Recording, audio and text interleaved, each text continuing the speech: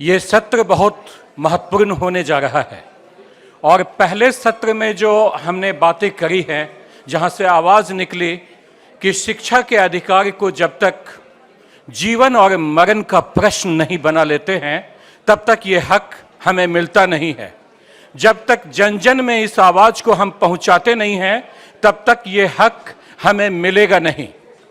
और इसी कंटेक्स्ट में अभी एक अच्छी शुरुआत हुई है। ये दौर है गठबंधन का। ये दौर है जहां तमाम एक विचार वाली शक्तियां एक साथ हो और उस शक्ति को परास्त करे जो शिक्षा के हक को मिलने में बाधा पहुंचाती है। इसी कंटेक्स्ट में अभी देश के तमाम बड़े बड़े नेटवर्क इकट्ठे हो रहे हैं। आरटी फोरम या कैंपेन अगेंस्ट चाइल्ड लेबर या alliance for right to early childhood and development और भी तमाम जितने भी नेटवर्क हैं जिनके रिप्रेजेंटेटिव यहाँ हैं, उनसे ये गुजारिश है कि वो इकट्ठे होकर अपनी आवाज चलाएं। आज के इस सत्र में कुछ ऐसे ही लोग जो अलग अलग नेटवर्क, अलग अलग संगठन और अलग अलग हिस्सों से आए हैं अपनी बात को यहाँ रखेंगे। मैं गुजारिश करूंगा ऑक्सफैम के सीईओ श्री अमिताभ बेहर जी से कि कृपया आएं। इस सत्र को वो मॉडरेट करने वाले हैं, श्री अमिताभ बेहर जी। और ये पूरी कोशिश भी कर रहे हैं, सच पूछिए, कि देश भर में कैसे स्थितियां बदलें और लोग इकट्ठे हों। मैं रिक्वेस्ट करूंगा जामिया मिलिया इस्लामिया यूनिवर्सिटी की प्रोफेसर गीता मेनन जी को कि कृपया आए और she is one of the speakers of this session. Please come. Professor Zubair Minai, director centre for early childhood development and research, Jamia Millia Islamia university, please come sir. Sumitra Mishra, representing Alliance for Right to Early Childhood Development and also Director Mobile Crisis. Joseph Victor Raj, National Convener Campaign Against Child Labor, please come. And Ms. Preeti Mahara, Director Policy Research Advocacy and Documentation, Child Rights and You, CRY. और मैं request करूंगा इस सत्र के introductory note के लिए Miss Alka Singh, head policy and advocacy, save the children, please come. And sir, over to you.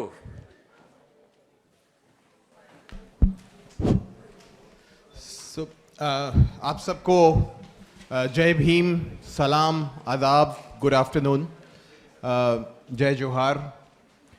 तो हम लोग समय से बहुत पीछे चल रहे हैं, तो सबसे पहले अगर इसकी हिदायत दे दी जाए कि कब तक हम इस सत्र को चला सकते हैं।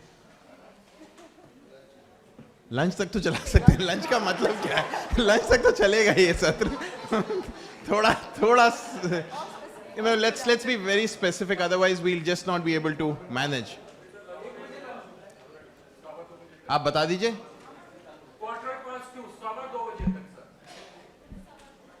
2:15 तक आप तैयार हैं? बढ़िया, वो चलिए, आप सब भी उम्मीद है तैयार हैं। ऐसा ना हो कि 2 के आसपास साथी इधर उधर जाने लगे। Can I just see show off hands, how many friends do not understand Hindi? How many friends do not understand Hindi? नहीं, ये सवाल अंग्रेजी में ही पूछना होगा ना, जो हिंदी नहीं जानता है उसके लिए है। So how many? I assume that everybody understands Hindi, then that means. चलिए, तो फिर ज़्यादा हम लोग हिंदी बोल सकते हैं क्योंकि ज़्यादा साथी शायद हिंदी भाषी क्षेत्र से हैं, पर हम लोग कोशिश ये करें कि मिक्स करके बोलें। और वी आर फॉर्चुनेट कि हमें 2:15 तक का वक्त दिया है, पर कोशिश ये करें कि उससे थोड़ा पहले हम लोग अपनी बात ख़त्म कर सकें। मैं इस सत्र के शुरुआत में बहुत कुछ नहीं कहना चाहता, सिर्फ 2 बातें कहूँगा। पहली बात कि अभी प्रोफेसर मोहंती से बात करते करते मुझे उन्होंने अनिल सदगोपाल जी की बात की, और हम सब अनिल सदगोपाल जी को जानते हैं, हमें प्रेरणा देते रहे हैं। तो अनिल सदगोपाल जी को 1980 में जमनालाल बजाज पुरस्कार मिला। और तब मैं स्कूल में पढ़ता था और वो मेरे घर आए हुए थे, तो मैं अपनी ऑटोग्राफ बुक लेके उनके पास पहुंच गया कि आप जरा लिखिए इसमें। और उन्होंने मुझे संदेश लिखा कि शिक्षा राजनीतिक बदलाव का सबसे धारदार माध्यम है। तो उस समय तो मैं नहीं समझा था, पर मुझे लगता है कि आज के लिए हम शिक्षा की जितनी बात कर रहे हैं उसको सिर्फ आरटीई के संदर्भ में हम नहीं कर रहे हैं, लेकिन कॉन्स्टेंटली उस मैसेज को हम लोगों को उठाना होगा। दूसरी बात, मैं बहुत बधाई देना चाहता हूं हम सब साथियों को जो यहाँ पर आज मौजूद हैं। बहुत खास बधाई, सलाम कि हम ये कह रहे हैं कि ये मसला जो है जब तक आप प्राइम पॉलिटिकल एजेंडा नहीं बनाएंगे, और ये तो मैं अब पक्के अनुभव के साथ कह सकता हूं, जिसमें आपसे ज़्यादातर लोग सहमत होंगे कि ये पॉलिटिकल एजेंडा सिर्फ चुनाव के दौरान का मसला नहीं है। हम लोगों ने बहुत देख लिया, एंजेला की रिपोर्ट साफ दिखाती है, बड़ी शिद्दत से हम लोगों ने आरटीई पे काम किया था, जश्न भी किया जब हमें आरटीई मिला, लेकिन उसका अगर आप इम्प्लीमेंटेशन देखें साफ नज़र आता है कि वो भी एक जुमला ही रह गया। बहुत महत्वपूर्ण कॉन्स्टिट्यूशनल आपको एक स्पेस बनी है, लेकिन उसका इम्प्लीमेंटेशन आपको दिखाता है कि वो जुमला रह गया। और वो क्यों नहीं हो पा रहा है, चाहे अलग अलग नज़रिए से आप देखिए कि उसमें बजट नहीं है, चाहे उसमें हिम्मत नहीं है कि एग्जिस्टिंग प्राइवेटाइजेशन की जो लॉबी है उसके खिलाफ सवाल उठा सके। तो जब तक हम इसको पॉलिटिकल एजेंडा में कन्वर्ट नहीं करेंगे तो मुझे नहीं लगता कि हम लोग बात आगे बढ़ा पाएंगे। तो आज की चर्चा खासकर हम जिस संदर्भ में हैं, और मुझे तो बार बार यही लगता है, मुझे अभी किसी भी बैठक में बुलाया जाए, शिक्षा की बैठक हो, चाहे स्वास्थ्य की बैठक हो, चाहे एक्सट्रैक्टिव इंडस्ट्रीज की बैठक हो, मुझे लगता है कि हम लार्जर पॉलिटिकल कॉन्टेक्स्ट को अगर ना समझें और ना देखें, जो लार्जर पॉलिटिकल कॉन्टेक्स्ट है जहां डेमोक्रेसी की स्पेस लगातार कम हो रही है, लार्जर पॉलिटिकल कॉन्टेक्स्ट है जहां लगातार प्राइवेटाइजेशन हो रहा है, लार्जर पॉलिटिकल कॉन्टेक्स्ट है कि communal forces, casteist forces, patriarchal forces का बहुत स्ट्रॉन्ग रीअसर्शन हो रहा है। अगर इस पॉलिटिकल कॉन्टेक्स्ट को बिना समझे हम सिर्फ अपने साइलोज में अपना एजुकेशन, अपना हेल्थ की बात करते रहेंगे, तो मुझे नहीं लगता कि हम लोग बदलाव की तरफ बढ़ पाएंगे। तो मेरी गुजारिश है हम सब से, इसको आज एक मौके के रूप में देखें। विभिन्न क्षेत्रों से, राज्यों से सब साथी आए हैं, कैसे हम मिलकर अपनी इस राजनीतिक पहल का, मैं राजनीतिक कल्पना की भी बात नहीं कर रहा हूं, राजनीतिक कल्पना हमारे पास है, राजनीतिक पहल को ठोस स्वरूप दे सकते हैं। तो आखिरी सेशन तक आते तक मेरी गुजारिश होगी, यानी शायद आखिरी सेशन को करने वाली हैं, अमरीश भाई आपसे भी, कि वापस हम लोग आने वाले 8 हफ्तों में क्या कॉन्क्रीट एक्शंस, पॉलिटिकल एक्शंस कर सकते हैं, जिससे कि एजुकेशन जो हमारा अधिकार है वो पॉलिटिकल एजेंडा को सेट करे, और ना कि पोस्ट पुलवामा जिस तरह से राष्ट्रीयता को तोड़ा मरोड़ा जा रहा है उससे किया जाए। तो ये गुजारिश होगी। हम लोग इस सत्र को शुरू करते हैं, और सबसे पहले मैं अलका को गुजारिश करने वाला हूँ कि वो अपना प्रेजेंटेशन करें, पर साथ में वो चाहती थी कि हम लोग एक रिपोर्ट का भी अगर रिलीज करें। अच्छा, तो ठीक है, आप उनकी रिपोर्ट आप प्रेजेंट करेंगे and then okay. Thank you so much Amitabh and the organisers, क्योंकि ये सिर्फ एक सेशन नहीं है, इस सेशन के पीछे बहुत सारा काम हुआ है, और हम देख रहे हैं कि 2 अलायंस मेंबर्स यहाँ पे बैठे हुए हैं, कन्वीनर्स यहाँ पे बैठे हुए हैं, और जब तक साथ हम लोग नहीं आएंगे तब तक सरकार के विभागों को साथ आते देखना, कन्वर्जेंस और कोलैबोरेशन की बात करना बहुत दूर की बात है। तो पहले खुद कर लेना चाहिए, और वो हम आज देख रहे हैं कि हम यहाँ साथ बैठे हुए हैं। Many congratulation sir. दूसरी बात यह है कि इस इंट्रोडक्शन के लिए बहुत अच्छा कॉन्टेक्स्ट सेटिंग पहले ही सेशन में हुआ है, जहाँ पे हमने अर्ली एजुकेशन की बात की, दूसरे जुड़े हुए मुद्दों की बात की। तो मैं अभी चाय से पहले बैठ के कुछ स्लाइड्स हटा रही थी ताकि हम लोग कुछ समय बचा सकें। ऑफकोर्स कुछ है यहाँ पे जो रिपीटेशन होगा, उसके लिए माफ़ी चाहती हूँ। पहले तो एसडीजी टारगेट की हमने बात की कि हाँ, एसडीजी टारगेट में हमने बिल्कुल बात किया है कि प्री प्राइमरी स्कूल से लेकर के सेकेंडरी स्कूल तक हर गर्ल एंड बॉय, हर बच्चे को मौका मिलना चाहिए, और जो है क्वालिटी, इक्विटी, वो सारी बातें भी उसमें कही गई हैं जो दूसरे टारगेट्स हैं। पर सच्चाई कहाँ है? सच्चाई अगर हिंदुस्तान छोड़ के पूरे दुनिया की देखें, तो पूरे विश्व की देखें, तो लगभग आधे बच्चे जो स्कूल जाने की उम्र में हैं वो स्कूल के बाहर है। तो बात सिर्फ हिंदुस्तान की नहीं है, बात पूरे विश्व की है कि एक बहुत बड़ा मुद्दा है, शिक्षा एक बहुत बड़ा मुद्दा है। वो बच्चे क्यों हैं बाहर? ऑफ कोर्स डिस्क्रिमिनेशन एक कारण है, और एक जो आहट में है और हम लोग उसको सेंटर स्टेज नहीं लाते हैं, वो कॉन्फ्लिक्ट इमरजेंसीज़ हैं। बहुत सारे डिस्टर्बेंसेस हैं जो विश्व भर में चल रहे हैं, और हिंदुस्तान के राज्य उससे अछूते नहीं हैं। हमारे राज्यों में भी वो जो डिस्टर्बेंसेस, कॉन्फ्लिक्ट इंड्यूस्ड जो इमरजेंसी सिचुएशंस हैं, उनकी वजह से बहुत से बच्चे स्कूल के बाहर हैं, स्कूल, टीचर, सब कुछ होते हुए भी। तो वो सब भी हमें कहीं मेन स्ट्रीम में जो हम बातें करते हैं, चर्चा करते हैं, कहीं लाना होगा अगर हर बच्चे तक शिक्षा को पहुंचाना है। तो कंटिन्यूम ऑफ एजुकेशन के लिए सुबह जैसे कहा 3 इम्पॉर्टेंट फोकस एरियाज़ हैं। पहला, एक राइट स्टार्ट होना चाहिए, और ये बुक है जो मैं रिक्वेस्ट कर रही थी कि हम यहाँ पे रिलीज़ करें, और कुछ कॉपीज़ बाहर हैं जो साथी पढ़ना चाहें उसको ले सकते हैं। और जो राइट स्टार्ट है वहाँ पे हम स्कूल, शिक्षक, आंगनबाड़ी कार्यकर्ता, इन सब की तो बात करते ही हैं, पर एक स्टेप आगे जाना होगा और बात करनी होगी फैमिली और कम्युनिटी का एंगेजमेंट भी अर्ली और राइट स्टार्ट होने के लिए, क्योंकि वो सारा कुछ इंस्टीट्यूशन में नहीं होता, उसका काफ़ी कुछ घरों पर होता है। तो हमारी जो अपनी जिम्मेदारी है as a citizen, as a civilian, as a member of the society, वो भी रियलाइज़ करने की ज़रूरत है। होल ऑफ सोसाइटी के बिना ये नहीं होगा। तो राइट स्टार्ट, और दूसरा है फाउंडेशनल लर्निंग। जहाँ फाउंडेशनल लर्निंग के लिए बात करेंगे, ऑफ कोर्स रीड राइट, इन पे तो एम्फेसिस है ही है, पर ये सारा कुछ एंजेला ने सुबह कहा था, एक एनवायरनमेंट होना चाहिए of through by promoting wellbeing, child's wellbeing, उसके बिना वो होगा नहीं।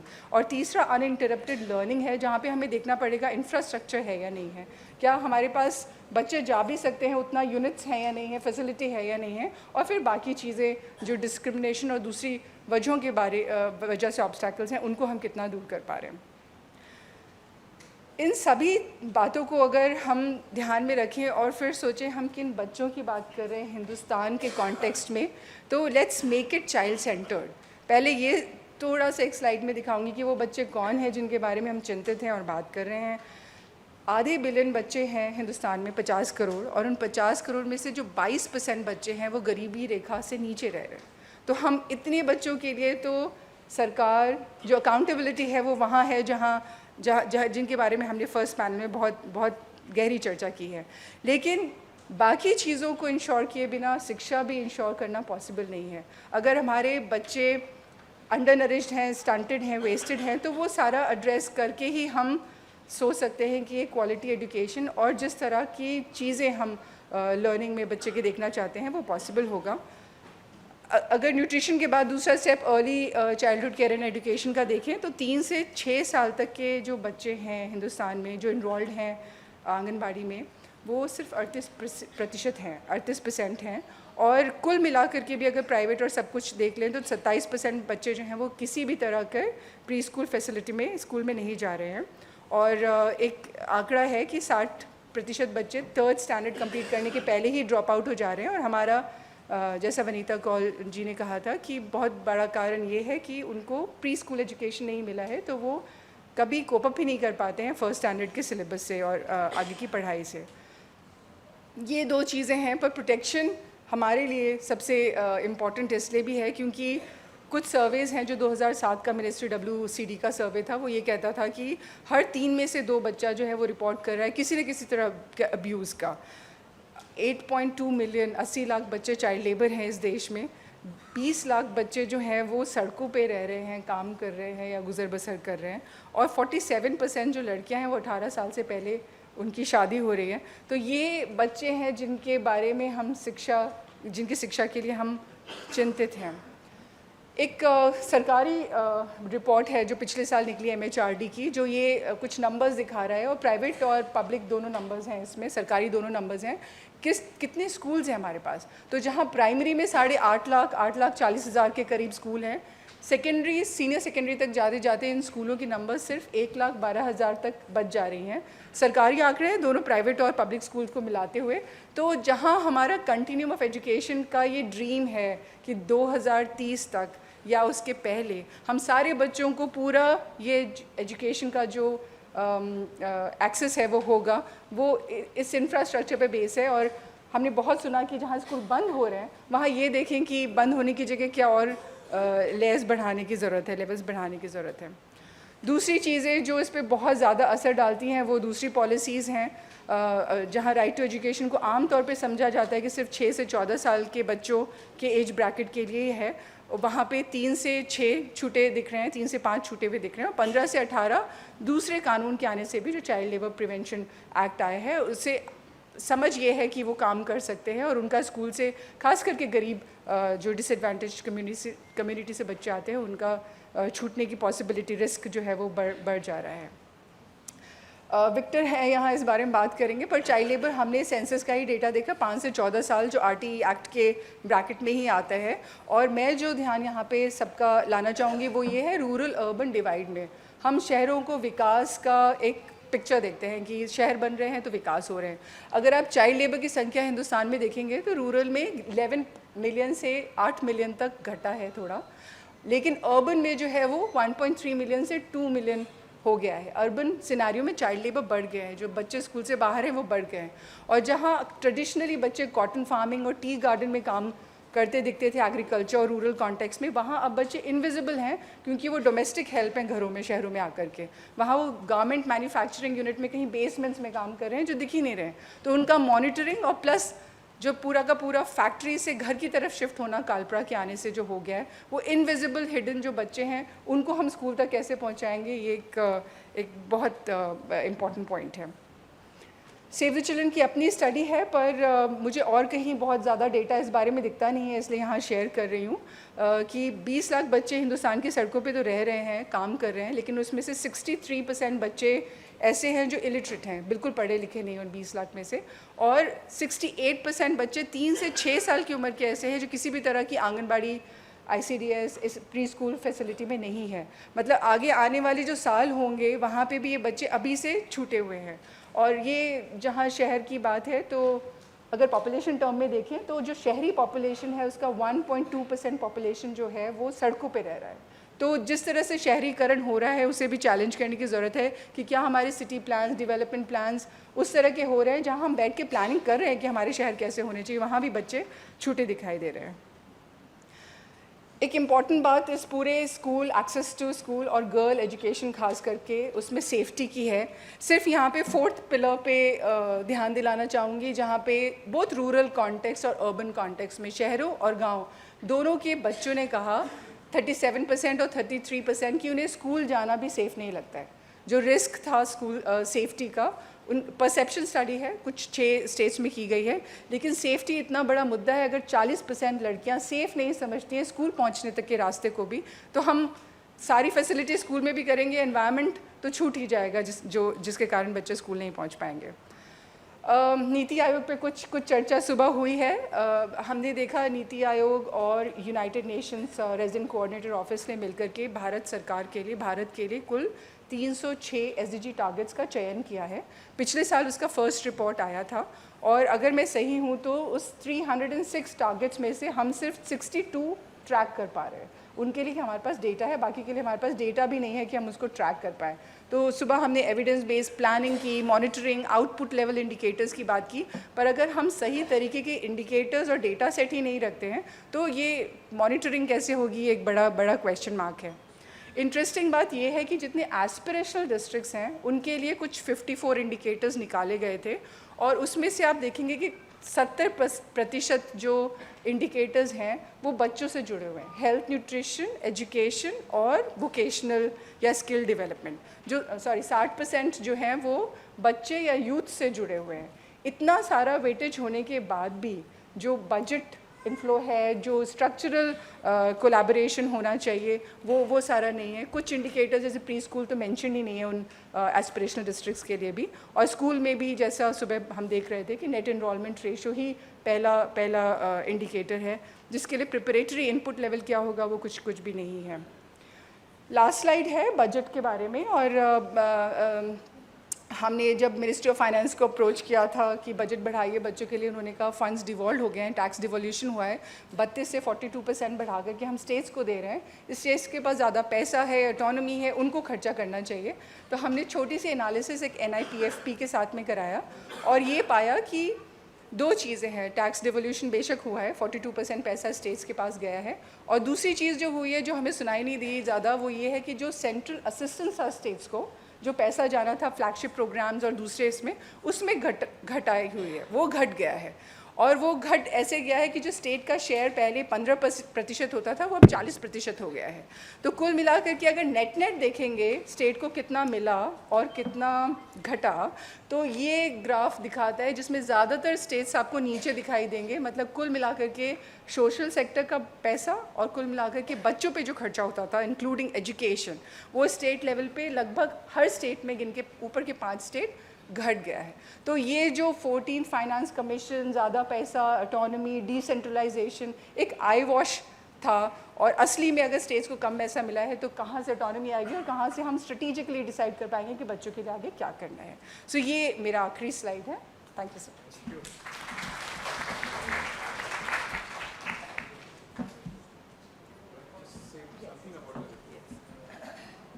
तो मैं जिस रिपोर्ट के लिए रिक्वेस्ट किया उसका नाम है राइट स्टार्ट, और प्रोफेसर ज़ुबैर मिनाय है यहाँ पे जो उसके पार्ट थे। डॉक्टर विनीता कौल की लीडरशिप में ये पूरी रिपोर्ट बना है, और हर वो जो मुद्दे होने चाहिए 3 से 6 साल और फिर कंटिन्यूम ऑफ एजुकेशन, वो इसमें है। जो भी इंटरेस्टेड हो आप डिटेल में प्लीज़ बाहर से बुक कलेक्ट कर लीजिएगा। अभी मैं रिक्वेस्ट करूँगी Amitabh, please if you can release it formally. Amrish भाई, yes, professor Kaul has left, Dr. Kaul has left. Yes. Okay. I think the release needs a photo opportunity.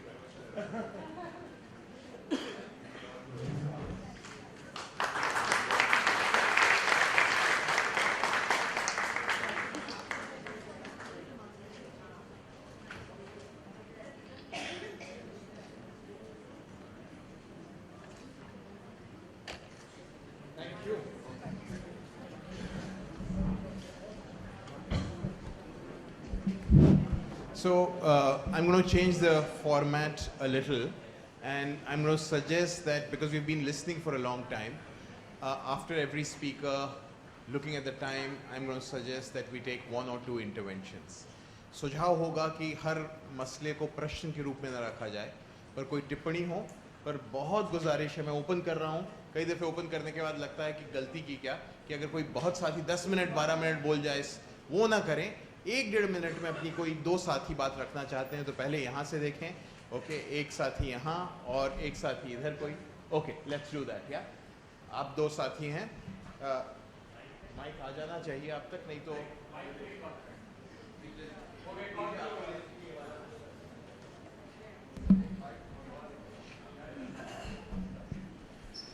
मेरा प्रश्न दिल्ली से संबंधित है।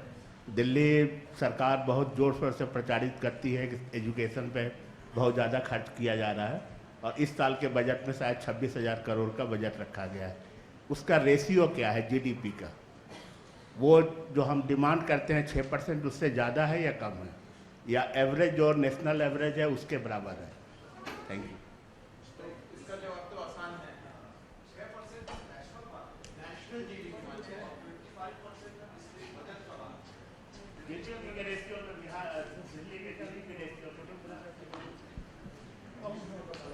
वो बताना मुश्किल है अनिल भाई, पर वो 25% जो नॉर्म के रूप में रखा जाता है कि हर स्टेट के अपने बजट पर हो, उससे वो कहीं ज़्यादा है। मुझे याद आता है तो 26% है।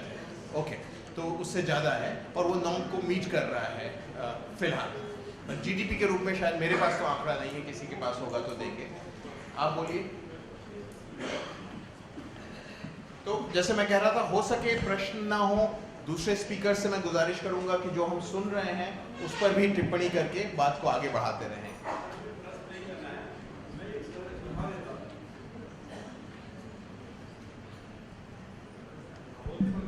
हाँ, मुझे सवाल नहीं करनी है सर, एक सुलह देना। मैं रैग पिकर बच्चों के साथ काम करता हूँ, करीब 600 बच्चे रैग पिकर को पढ़ाते हैं और सबसे ज़्यादा प्रभावित है रैग पिकर के बच्चे, जिन और बहुत ज़्यादा जो है आउट ऑफ स्कूल है। और अच्छा, जिनको हम पढ़ाते भी हैं, स्कूल लर्निंग पॉइंट खोल रखे हैं, सबसे ज़्यादा प्रभावित होते हैं एडमिशन को लेकर के। जब RT एक्ट जो है पूरे हिंदुस्तान के लिए लागू है, तो फिर ये एजुकेशन में एडमिशन में इतना धांधली क्यों होता है? एडमिशन नहीं करते, चप्पल घिस जाते हैं एडमिशन कराने के लिए, बच्चों के एडमिशन के लिए। तो इसके लिए मैं एक सुझाव देना चाहता हूँ कि अगर आप लोग शिक्षा मंत्रालय से या जिससे भी अगर आप लोगों की पहुँच है, तो उनको ये कहें कि एडमिशन को जो है और आसान बनाएं, ताकि सब बच्चों को आसानी से एडमिशन हो। अगर आसान हो जाएगा तो हमें और भी बच्चों को शिक्षा के हम जोड़ सकते हैं इसके। बढ़िया। और दूसरी बात क्या कह रहे थे? अभी ये तीसरा साथी हो जाएंगे, और संक्षेप में मैं बोलूँ, मैं इन्हीं की बात को कह रहा हूँ। जब डिवीजन ऑफ लेबर में बहुत सारे लोग बहुत नीचे में हैं, और मतलब सेक्रेटरीट में जो लोग बैठे हैं उनकी सैलरी मिलती है लाखों में, और जो मिनिमम वेज है वो कैलोरी में मिलता है, यानी कि आदमी अगर उसको कैलोरी नहीं मिलेगी तो मर जाता है। जिन बच्चों की ये बात कर रहे हैं और उनको जो पैसा मिलता है वो किताब पढ़ने के लिए अलग से मिलता है, तो इसका मतलब ये डिस्क्रिमिनेशन जो हमारे सैलरी सिस्टम में है, अगर वो सैलरी सिस्टम और डिवीजन ऑफ लेबर एग्जिस्ट करता रहेगा तो इक्वलिटी नाम की, जिसकी हम यहाँ बड़े अच्छे शब्दों में चर्चा करते हैं, हम और कुछ सालों तक ये कंटिन्यू रख सकते हैं। लेकिन वो जब तक हम बदलेंगे नहीं, किसी को कैलोरी मिलती है यानी कि वो मर ना जाए इसलिए काम करता रहे, और किसी को लाखों में मिलता रहेगा, तो हम अच्छी चर्चा करते रहेंगे। धन्यवाद। Thank you. तो अब मैं गुजारिश करूंगा गीता जी से, वो अपनी बात रखें, अगर 10 मिनट के अंदर हम बात कर सकें, वो शायद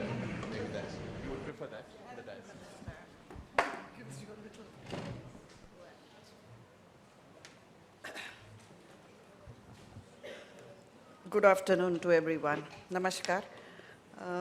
कोशिश रहेगी कि 10 मिनट में 3-4 मुद्दे जो बहुत ही मुझे लगता है कि अहम है और जिसके बारे में हमने सोचना चाहिए, मैं वो प्रस्तुत करने की कोशिश करती हूँ। पहली बात, there is no doubt, we don't even have to discuss कि the right to education has to be from 0 to 18 years. A child is defined as anyone who's below 18 years of age. So in a way, we had accepted a half measure of right to education, and that probably was our mistake. But we thought the next will come, which never did come. So I completely endorse what was said in the morning. जो बात सुबह कई वक्ताओं ने कही है कि जो right to education है वो पूरे 0 to 18 year old के लिए होना चाहिए। और इसमें I would give emphasize कि ये जो दो पहलू या दो एज ग्रुप्स जो छूट गए थे हमारे, वो सबसे अहम एज ग्रुप्स थे, 0 to 6। और उसके बारे में प्रोफेसर कौल ने बहुत ही अच्छा एक हमें इम्पोर्टेंस क्या है 0 to 6 year old का बहुत ही अच्छी तरह से बताया, इसलिए मैं उस पर बात नहीं करूँगी। पर ये जो हमारा दूसरा एज ग्रुप है जो 14 to 18 है, उसके बारे में हम अगर बात नहीं करते आज तो हम कहीं चूक रहे हैं। 14 to 18 age group is the most vulnerable of all the age group. They are most माने अगर आप देखें एक तरह से ये युवा भी माने जाते हैं, adolescent को हम एक युवक की स्वरूप भी देखते हैं। ये एक ऐसा एज ग्रुप है जो अगर सही दिशा में हम अभी नहीं, वो शिक्षा में अगर उन्हें नहीं लगाते हैं या सही शिक्षा में अगर वो नहीं जुड़े हैं तो वो कहाँ जाएंगे। और वो danger of adolescents getting into what I would like to say is that this adolescents getting oriented into ideological extremism is very, very, very high.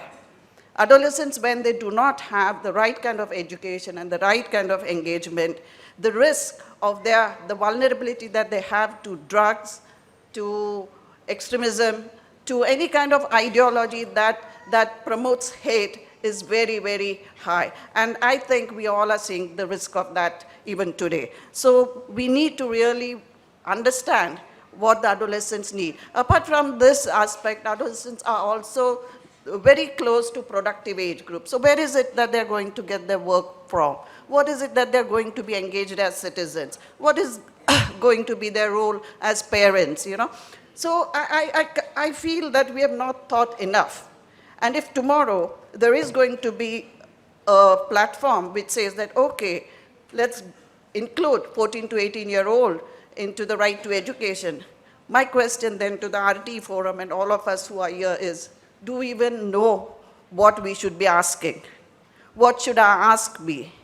Our ask will naturally be guided by the structure that we see school education in, which is 8 standard to 10 standard, 10 standard to 12 standard, the CBSE exam, the state board exam. And is that the kind of education alone that we will want for our adolescents? I think we need to give a very careful thinking on what kind of right to education, what would right to education mean for 14 to 18-year-olds. On that aspect, I would also like to draw attention to the slide Alka had presented. We had 8 lakh schools at primary level, and then it reduces to around 1 lakh or even less at higher secondary level. So what is it we're asking? That this 1 lakh becomes 8 lakh or 8 lakh becomes 1 lakh? What is the midpoint? What is the kind of schooling that we envisage will reach children from 3 to 18 years, and what happens to the 0 to 6? So that's my point 1, that we need to think about adolescents. The second point which was raised over here, and we had referred to Sustainable Development Goals, is about learning. That we need to ensure learning levels, and here I'm not talking about learning outcomes as was defined or by, as is currently being defined, but learning in its broadest sense. Learning as an education should be contributing to, which is about critical thinking, which is about learning problem solving, learning about social issues, scientific issues, and so on. Now, if that's the kind of learning we want, we also need to begin to envisage the kind of teachers that we will need, both at all levels, but particularly at post-elementary level. And that's not easy, because we've never really thought in those lines, you know. Thinking has been largely structured by the board exams, and we need to somewhere begin to think away from that. So that's the second point. The third point that we need to think is that whose education actually gets disrupted. If we are talking of schooling as a continuum, let's see, कहाँ पर वो जो एक किसकी शिक्षा में बाधा आती है, किसकी शिक्षा में learning levels affect होते हैं, कौन स्कूलें छोड़ रहा है, and we come to the traditional categories. Kids, girls, it's more children from the remote areas, tribal children, children who are displaced, and the issue of which was raised over here about children from the conflict zones. In India, we need to see that, although we do not talk about this in forums, many forums, but it is around 90 districts in India are left-wing affected districts, which includes districts in Chhattisgarh, Maharashtra, Orissa, Jharkhand. And to date, we do not have proper educational indicators as to how many children are being educated or not educated in these districts. What's happening to them? The kind of provisioning one has come across for these children who are affected by strife is ashram shalas, largely, or Kasturba Gandhi Vidyalayas, where children are taken away from their family and put in this different locales called ashram shalas. We have so far not given a thought on what are the quality indicators of these ashram shalas. Is putting a 3-year-old or a 4-year-old in an ashram shala taking away the right of the child to be with his or her family?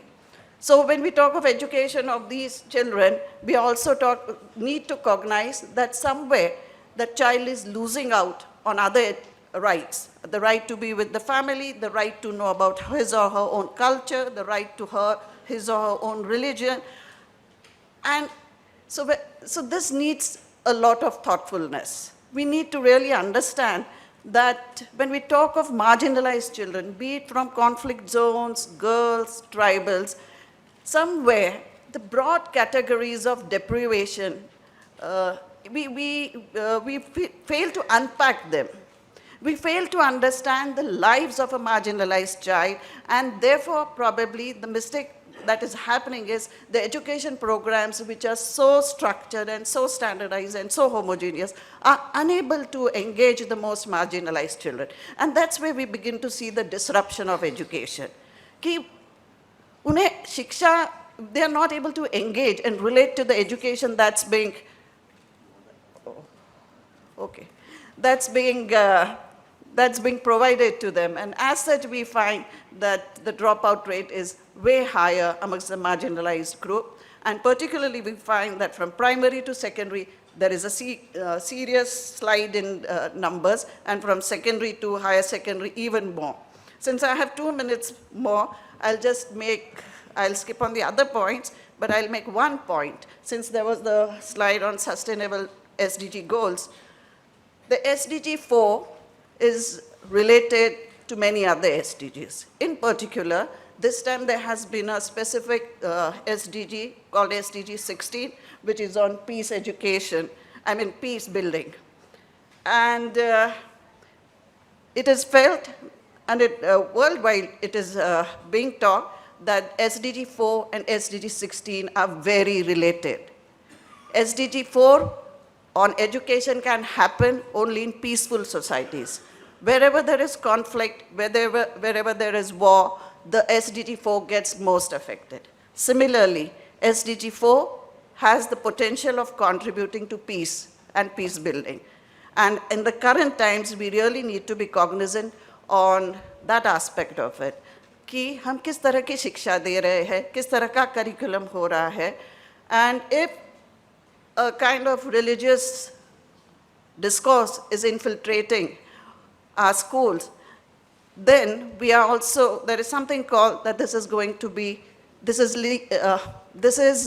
giving the basis, or it will lead to a society in future which may not be as cohesive, which may lead to further strife and further conflict. So it is not just essential to define quality in the traditional sense, but we need to define quality from the angle of peace building and social cohesion.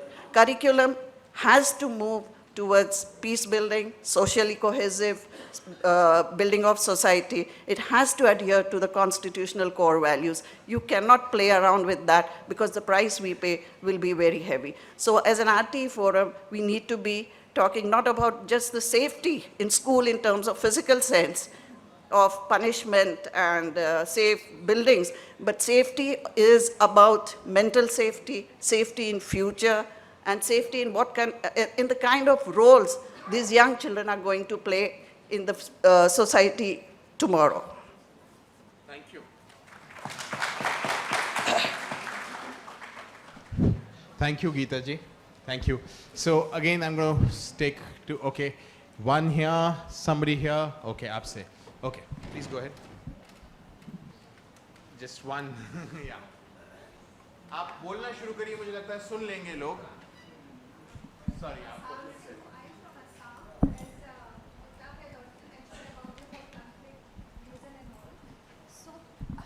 I would like to flag upon one issue of this whole that PTSD. Recently, actually, we did a study on the post-traumatic stress disorder for the people living in the conflict region.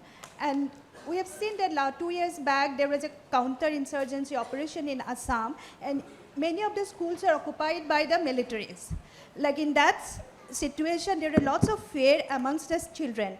So I think this is the one area we really need to look into, especially in the conflict affected or just children in the difficult situations where the children, their mental health is not addressed adequately. Even that, even this kind of forum also, we are not talking about the mental health of these children, because when these military camps are just near to that, or military camps are within the school, and children, generally they don't go to the school, and there are evidences of that. We have that evidences with us. So this is one aspect I really want that RT Forum should take it Okay. into account Thank of you. that. Yeah, thank you. या please नीचे इधर आपको धन्यवाद, आप mic में मदद कर रही हैं तो मैं बीकानेर राजस्थान से बताना चाह रहा था कि जो डाटा आप लोगों ने प्रस्तुत किया, इससे पहले ही प्रेजेंटेशन में बताया, वो डाटा यदि हम बॉर्डर एरिया पर देखते हैं, पाकिस्तान बॉर्डर के किनारे, तो डाटा बहुत ज़्यादा फ़र्क आता है और ये डाटा बहुत ज़्यादा बढ़ जाएगा। और एक्चुअल में यह है कि मैं कई बार मैं यही बात भी रख रहा था कि सरकार की मंशा नहीं है कि उन बच्चों को पढ़ाना। पहले तो स्कूलों को मर्ज किया और मर्ज करने के बाद वो बच्चे सारे ड्रॉप आउट हो गए, वहाँ प्राइवेट स्कूल की व्यवस्था नहीं है, पहली बात। दूसरी, सेफ्टी के लिए कोई स्पेस नहीं है। जब हम लोगों ने कुछ लोगों को कहा कि आप धरना प्रदर्शन करो और मांग करो स्कूल की, तो मांग की तो सरकार ने भी प्रेशर डाल करके ये कहा कि हम आपकी मांग मान लेंगे, लेकिन इसको मीडिया में कहीं हाईलाइट मत करो, नहीं तो ये डिमांड बढ़ जाएगी और सब जगह धरना प्रदर्शन शुरू हो जाएंगे। तो सरकार की मंशा नहीं है। जहाँ कस्तूरबा की बात हो रही थी, शारदे की बात, बहुत सारी बच्चियाँ पढ़ना चाह रही हैं लेकिन उनके लिए स्पेस नहीं है। और जहाँ पर गवर्नमेंट जितनी पावर है, जहाँ जोधपुर की बात करते हैं, जोधपुर में कस्तूरबा गांधी विद्यालय सबसे ज़्यादा है, और जब बीकानेर की बात करते हैं तो बहुत कम संख्या में, जबकि बीकानेर की ज़रूरत ज़्यादा है। लेकिन यहाँ जो मंत्री या मिनिस्टर होते हैं, पावरफुल होते हैं, वो कर लेते हैं काम।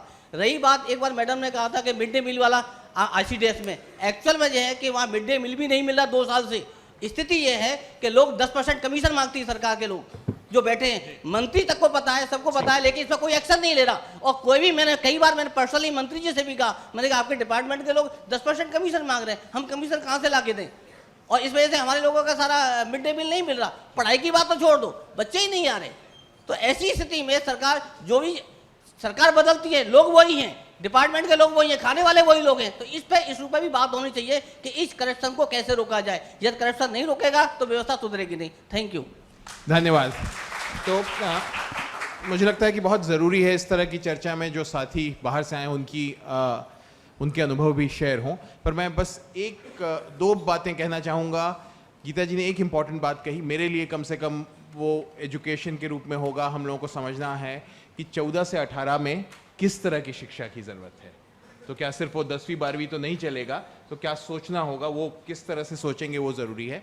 दूसरा, आप जो कह रहे थे, मैं कई सालों से सस्टेनेबल डेवलपमेंट गोल पर काम करता रहा हूँ, और एक हम लोगों की लगातार मांग रही है कि आंकड़ों के फेर में हम ना पड़ें। जब एग्रीगेट पिक्चर देखते हैं, जब राष्ट्र के स्तर पर देखते हैं या राज्य के स्तर पर भी देखते हैं, तो स्थिति जो है उतनी भयावह नज़र नहीं आती जो कुछ खास जगहों पर होती है। तो ये बात हम लोगों को सबको याद रखनी होगी। जो उन्होंने भी पहले कहा, रैक पिकर्स की बात की, वो अलग से है। अगर रैक पिकर्स में आप डेटा देखेंगे तो वो अलका जी का जो आंकड़ा था वो बहुत बढ़ जाएगा। और वैसे ही आप जैसे कह रहे हैं बॉर्डर एरिया में, और शायद यहाँ जितने साथी हैं वो तो हाशिए पे जो रहते हैं उन्हीं के साथ काम करते हैं, तो हम लोगों को उनके आंकड़ों को भी अलग से हाईलाइट करना बहुत ज़रूरी है। धन्यवाद। जुबैर जी।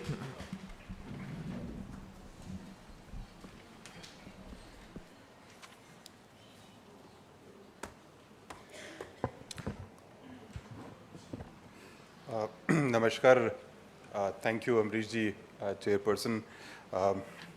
मैं कोशिश करूंगा कि अपनी थोड़ी सी डिसजॉइंटेड थॉट्स हैं उनको आपके सामने प्रेजेंट करूं, लेकिन सबसे पहले तो ये मेरे ख्याल से एडमिट करना ज़रूरी है कि शायद हम बहुत नईव थे ये समझ के कि RTE हो गया तो अब कोई अंडू नहीं कर सकता। लेकिन पिछले कुछ सालों के हालात ने हमें ये बताया है कि जो कुछ मिलता है वो छीना भी जा सकता है, और उसके छीनने के तरीक़े भी बहुत नए नए हैं और बहुत निराले हैं। And therefore we have to be very very cautious of what is happening. So कोई राइट्स और इंटाइटलमेंट का जो डिस्कोर्स अभी डाइल्यूट हुआ है वो सिर्फ एजुकेशन में नहीं है, वो सिटीजनशिप में भी है और बहुत सारे मुद्दों में है। तो जो भी हम लोग यहाँ पे मौजूद हैं, कम से कम इसका एक एहसास होता है कि हम कितना बेवकूफ़ बनते हैं ज़िंदगी में। एनीवे, सब क्योंकि मैं अर्ली चाइल्डहुड डेवलपमेंट सेंटर से हूँ और अमरीश जी का आग्रह था कि मैं उसी पे बात करूँ, जबकि वो मैं उसमें एक अपने आप को गेस्ट की तरह समझता हूँ, लेकिन मुझे लगता है कि जब हम ये कंटिन्यूम की बात कर रहे हैं, ख़ास तौर से कंटिन्यूम ऑफ स्कूल एजुकेशन, तो बात वहीं से शुरू होती है जो जहाँ पे सुबह के स्पीकर्स ने छोड़ी थी, पर्टिकुलरली डॉक्टर कॉल ने, कि जो अर्ली चाइल्डहुड है वो कितना इम्पोर्टेंट है, अर्ली लर्निंग कितना इम्पोर्टेंट है। इस वक्त तकरीबन 17 करोड़ बच्चे हैं जो कि 6 साल से कम के हैं, थोड़े बहुत ऊपर नीचे आंकड़े आपको मिलेंगे, लेकिन मैं इस चीज़ पे 2 स्लाइड्स दिखाई जा चुकी हैं इस पर मैं फिर दोबारा इस पे लाना चाहता हूँ कि इनमें से तकरीबन 20 मिलियन बच्चे जो हैं वो अंडर नरिश्ड हैं, 38% स्टंटेड हैं, 21% वेस्टेड हैं, 36% अंडरवेट हैं और 58% एनीमिक हैं एंड अराउंड 1.25% डिसेबल्ड हैं। ये आपका रॉ मटेरियल है जिसके ऊपर आप अपना बिल्डिंग बनाने की कोशिश कर रहे हैं, और इसको जो एक सिर्फ प्रोग्राम जो एड्रेस करता है, जिस भी तरह से करता है, वो ICDS का प्रोग्राम है कि जब तक के ICDS प्रोग्राम टोटलिटी में चलेगा तो शायद हम इन आंकड़ों पे कहीं कुछ असर कर पाएंगे। लिहाजा ICDS को विश अवे करना, ICDS को बुरा भला कहना बहुत अच्छी बात है, फोरम्स में कहना चाहिए, लेकिन हम उसको we will have to really protect it. Right now एक और आंकड़ा भी बहुत इंटरेस्टिंग प्रेजेंट हुआ, अगेन 2 बार हो चुका है सुबह से जब से मैं आया हूँ, कि इवन ICDS जो है वो भी यूनिवर्सल नहीं है। अभी भी आप केवल 40% बच्चे, अगर मैं सारे उनको एवरेज आउट कर लूँ, उनको आप रीच आउट कर रहे हैं। और ICDS को प्राइवेट प्री स्कूल एजुकेशन से रिलेट करने का मतलब ये हुआ कि आप न्यूट्रिशन कंपोनेंट को, कम्युनिटी के कंपोनेंट को, मदर्स के कंपोनेंट को बिल्कुल साइडलाइन कर देंगे। तो please my submission is ICDS की जो पैकेज ऑफ सर्विसेज है उसको प्री स्कूल एजुकेशन से प्लीज़ इक्वेट ना करें, क्योंकि प्राइवेट के जो कंपोनेंट ला के बार बार बीच में कह रहे हैं कि वो कुछ हो कराए, इसका मतलब उन बच्चों तक की कुछ सुविधाएं पहुंच रही हैं, नहीं पहुंच रही।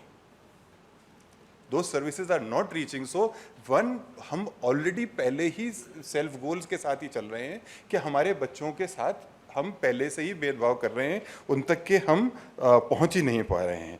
और सबसे इंटरेस्टिंग बात यह है कि जो हमारी रीच है ICDS की, वो नीचे जा रही है। एब्सोल्यूट नंबर्स में it may be going up, but we are still going down in terms of reach. तो जो बच्चों तक के कुछ पहुंच थी वो भी कम हो रही है। और आपकी जैसे अभी रिपोर्ट में जो आप लोगों ने निकाली है उसमें लिखा है कि 30% poor girls from poor families, they have never gone to school. I presume they have never also gone to ICDS. And दूसरी बात ये होती है, अगर ICDS गए तो स्कूल क्यों नहीं गए? तो ये जो कंटिन्यूम की हम बात कर रहे हैं, इस कंटिन्यूम में इन सारी चीज़ों को हमको देखना पड़ेगा। तो मेरे हिसाब से मोटे तौर पे तकरीबन 7 करोड़ बच्चे आज की तारीख में ना तो ICDS में है, ना किसी प्राइवेट स्कूल में है, ना कहीं है, और उनका क्या होने वाला है हमें कुछ इसका इल्म नहीं है। So my first submission is whatever comes in our way, जो भी आ रहा है पिछले 1 साल में आ रहा है तो कुछ उसका असर भी नहीं दिख रहा है, लेकिन ICDS को डाइल्यूट मत होने दीजिए।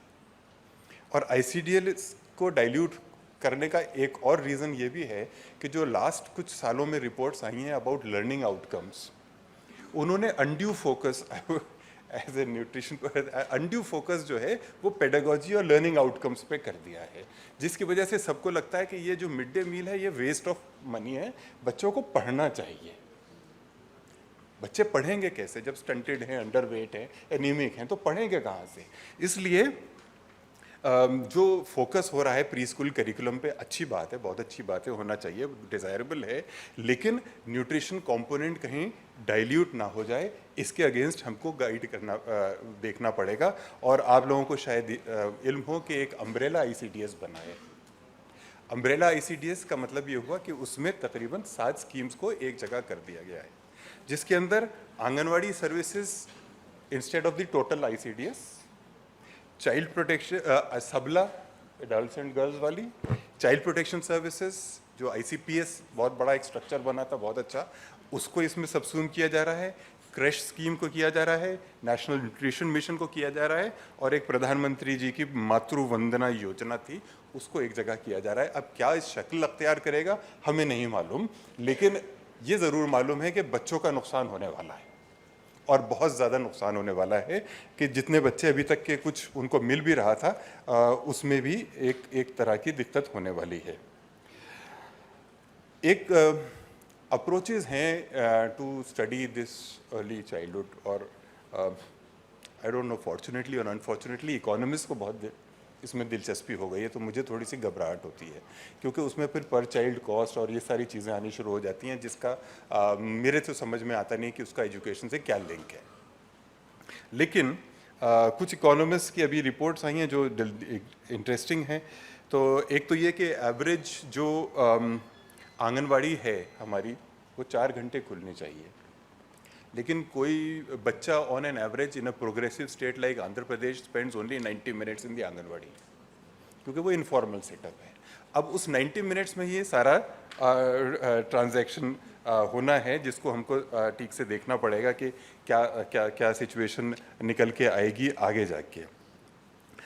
अभी एक बात समग्र शिक्षा अभियान की भी हुई थी जिसमें सर्व शिक्षा अभियान, RMSA और टीचर एजुकेशन को कंबाइन किया गया है, और उसका सबसे इंटरेस्टिंग पहलू ये है कि वो अपने आप को rationalisation of resources and allocative efficiency की वजह से समग्र शिक्षा अभियान बना है, पेडागोजिक प्रिंसिपल्स पे नहीं बना है। It is not based on any foundation of education, और उसमें सिर्फ ये है कि पहले सेंटर के जो फंड्स थे वो सेगमेंट्स में जाते थे कि ये प्राइमरी के लिए है, ये सेकेंडरी के लिए है, ये टीचर एजुकेशन के लिए है।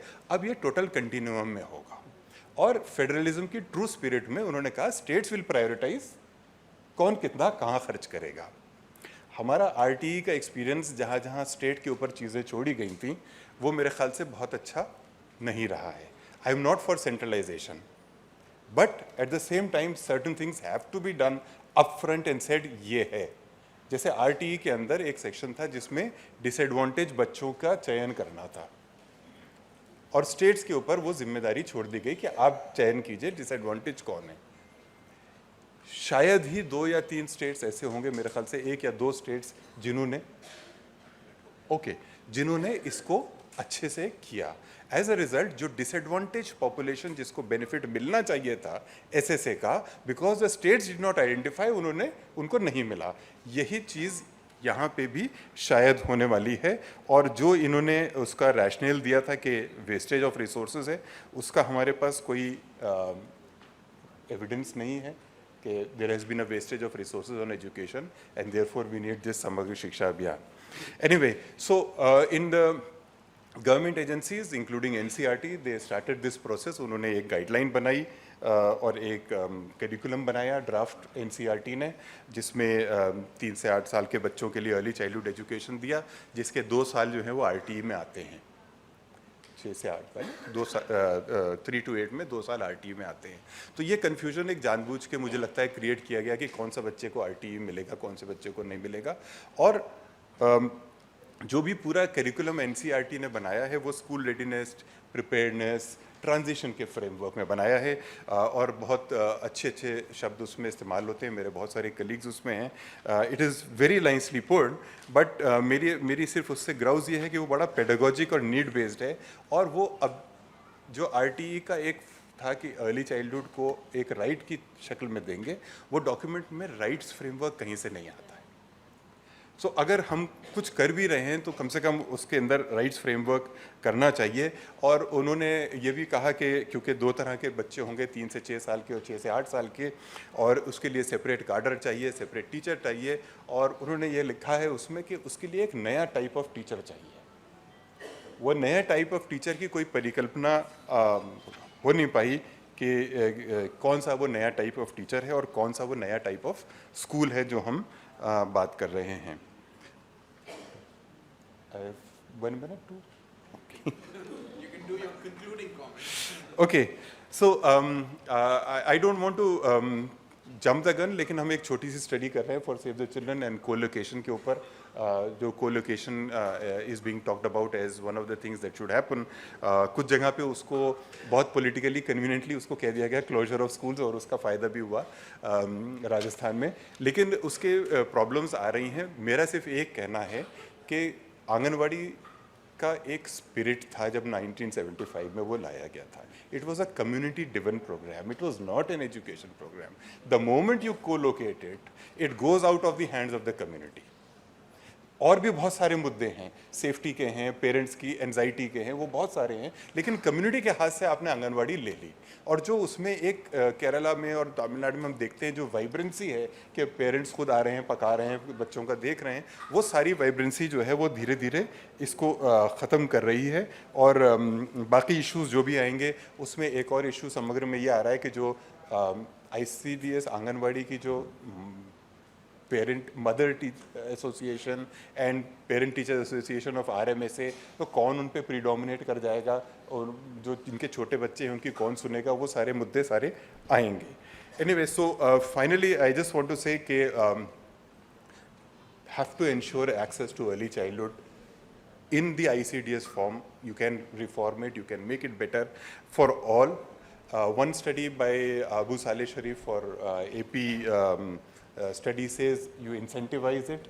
उन्होंने उसे इकोनॉमिक टर्म्स में भी कहा कि अगर आप उसमें इतना पैसा इन्वेस्ट करेंगे तो बच्चे इतना कमाएंगे। मुझे उससे दिलचस्पी नहीं है, but incentivisation is one of the things. And quality of pre school education definitely, everyone has talked about capacity of the system. So we should push for the Section 11. We should push for institutionalizing early childhood education as a right, so that we can give a, as this report says, the right start to the children. Okay. So, and just in 2 minutes, just 30 seconds. I think you're 30 completely seconds. out of time. You've done 30 seconds. 12, 13 minutes. Okay. You 30 said seconds, about but- this report, there's just 2 things I want to tell about this report, that it talks about private schools and it says 3 चीज़ें, better place communities, they go for private schools, जिसमें उन्होंने identify किया Sikhs, Jains and Christians, more boys are going to private schools, and school readiness is impacted by the household income. So ultimately इसका class angle बहुत clear है इस report में.